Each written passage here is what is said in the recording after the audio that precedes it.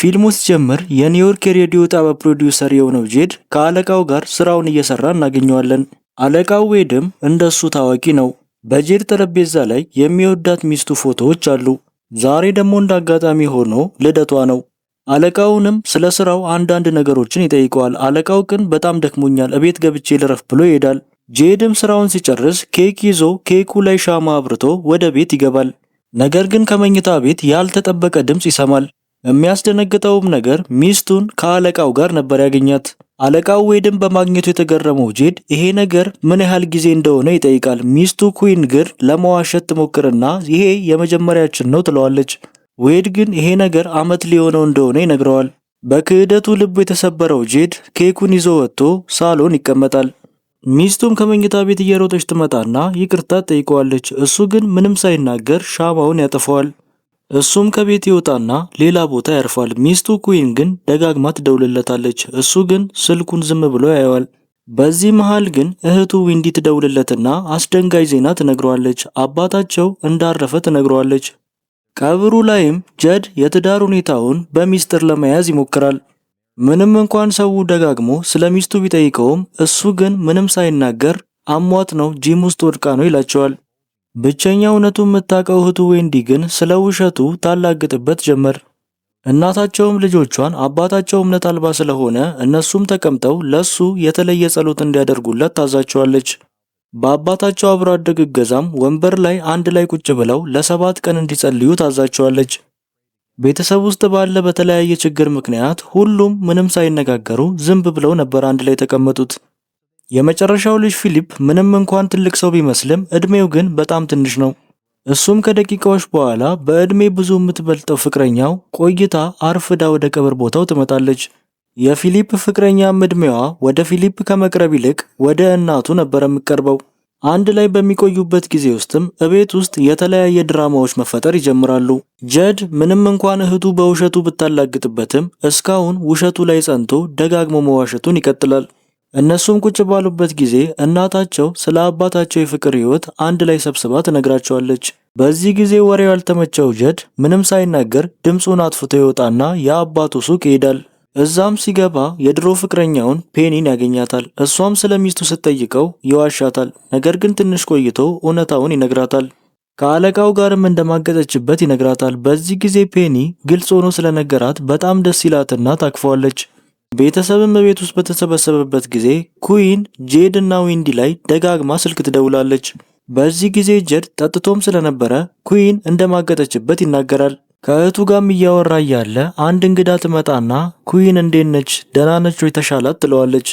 በዚህ ጊዜ ንዴቱን መቆጣጠር አልቻለምና እዛ ቤት ውስጥ ለተሰበሰቡ ሰዎች ይጮህና የተፈጠረውን ነገር እሷ እንደማገጠችበትና ሊፈታትም እንደሆነ ይናገራል። እዛ ቤት ውስጥም የተሰበሰቡ ሰዎች ይህንን ነገር ሲሰሙ እጅግ ይደነግጣሉ። ይህንንም ስሜት ለመቀየርና ጥሩ ስሜት እንዲሰማቸው ወደ ባር ይሄዳሉ። እዛም በሚደርሱበት ጊዜ ጄድ ፔኒን ያገኛታል።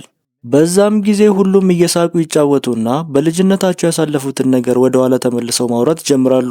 በቀጣይ ቀንም ጄድ ፔኒ የምትሰለጥንበት ቦታ ይሄዳል። እሷንም እያየ እያለ እሷ ስታየው ከእሷ ጋር እንዲገባ ትጠይቀዋለች። እሱም ወደ ቦታው ሲገባ አዳልጦት ይወድቀዋል። እሷም ትስቅበታለች። እሱም በወደቀበት ጊዜ ጎኑ ትተኛለች። አንድ ላይም ሆነው ማውራት ይጀምራሉ። እሱም በህይወቱ እየተፈጠረ ስላለው ነገርና ብሬካፕ ውስጥና አባቱ ስለሞተ ያለውን ነገር ስሜቱን ይገልጽላታል። ይሄ ነገርም እጅግ ያቀራርባቸዋል። ጄድም ወደ ቤት ሲመለስ ያልጠበቀው ነገር ቤት ይገጥመዋል። ኩዊን እቤት ድረስ መጥታ ነበረ። ስልኩን ስለማያነሳ አማራጭ ስላልነበራት እቤት ድረስ በመምጣቷ ይቅርታ ጠይቀዋለች።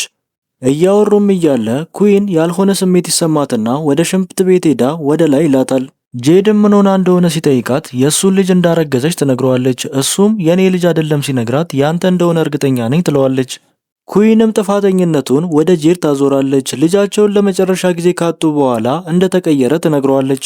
እሱም ስራ ላይ ራሱን በማጥመድ ከሷ እንደናርቅና በዛ ጊዜ ይህንን ነገር ለማድረግ እንደወሰነች ነግራ ይቅርታ ትጠይቀዋለች። እሱ ግን ሌላ ነገር ሳይናገር አንቺን ሳይሽ ሁሌም የማየው ነገር ከአለቃዬ ጋር አልጋ ላይ ያለሽውን ፓርት ነው ይላታል። እሷም ተነስታ ልትወጣ ስትል ፊሊፕ እሷ እርጉዝ እንደሆነች ይገባዋል። ጄድም ወደ ፔኒ ቤት ሄድና በር ላይ ቁጭ ብሎ ይጠብቃታል። እሷም እሱን ስታየው ደስ ይላትና ምን ነው መጥፎ ቀን አሳለፍክ ትለዋለች። እሱም ከአንቺ የተለየ የሚሄድበት ለየት ያለ ቦታ አልመጣልኝም ይላታል። እሷም ወደ ቤት እንዲገባ ትነግረዋለች። እነሱም አንድ ላይ ጥሩ ጊዜ ያሳልፉና አንድ ላይ ይተኛሉ። በቀጣይ ቀንም ቤተሰብ ሲሰባሰብ እናትየዋ ጀድን ትናንትና ማታ የት ነበርክ ትለዋለች። እሱም ርዕስ ለማስቀየር ሲሞክር ቤተሰብ መሃል ጭቅጭቅ ይፈጠራል። በዚህ ጊዜ ፊል ኩዊን እርጉዝ እንደሆነች ይናገራል። በቀጣይ ቀን ጄድ ከፔኒ ጋር ጊዜ እያሳለፈ እያለ ኩዊን ደጋግማ ትደውልለታለች። እሱም ጠጋ ብሎ ስልኩን ሲያነሳ ተጨንቃ እንደሆነና እያማት እንደሆነ ትነግረዋለች። እሱም አምቡላንስ ጋር ይደውልላታል። በዛም ጊዜ ኩዊን እርጉዝ እንደሆነች እውነቱን ለፔኒ ነግራትና እየሮጠ ወደ ሆስፒታል ይሄዳል። ሆስፒታልም ሲደርስ ያረገዘችው ሴት እንደሆነና ልጅቷም እንደተረፈች ይነገረዋል። በዚህ ጊዜ ዌድ እየሮጠ ይመጣና ኩዊንን ይሰማታል። በዚህ ጊዜ ግንኙነታቸው እንዳልተቋረጠ ይገባዋል። ዋናውም ዶክተር ሲመጣ ሁለቱ ወንዶች ይወጣሉ። በዚህ ጊዜ ዌድ ወደ ጄድ ይጠጋና ጓደኛ ለመሆን ይሞክራል። ጄድም እምቢ ሲል ነገሮች መጋጋል ይጀምራሉ። እነሱም መያያዝ፣ መደባደብ ይጀምራሉ። ከደቂቃዎችም በኋላ ፊሊፕ እና ዌንዲ ወደ ሆስፒታሉ ይመጣሉ። ዌንዲም ዌድን በቦክስ ትመታዋለች። ጄድም ጉዳዩን ያወቁት ወጣቶችን ሲያይ የዌድን መኪና እንዲገለብጡት ያዛቸዋል። እነሱም ደስ ብሏቸው ይገለብጡታል። ከደቂቃዎችም በኋላ ዌድ ወደ ጄድ ይመጣና የእንጀራ አባት ለመሆን ዝግጁ እንዳልሆነና ኩዊንን ጥሏት እንደሚሄድ ይነግረዋል። ጄድም ወደ ኩዊን ይሄድና ካሁን በኋላ አንድ ላይ መሆን እንደማይችሉና መግባባት እንደማይችሉ ነግሯት፣ ነገር ግን ለልጁ የሚያስፈልገውን ነገር እንደሚያደርግ ይነግራታል። ጄድም ወደ ፔኒ ሄድና ሙሉ ለሙሉ ግልጽ ስላልሆነላት ይቅርታ ይጠይቃታል። ሕይወቱም ሲስተካከልለት ድጋሚ እንደሚያገኛትና እንደሚደውልላት ይነግራታል።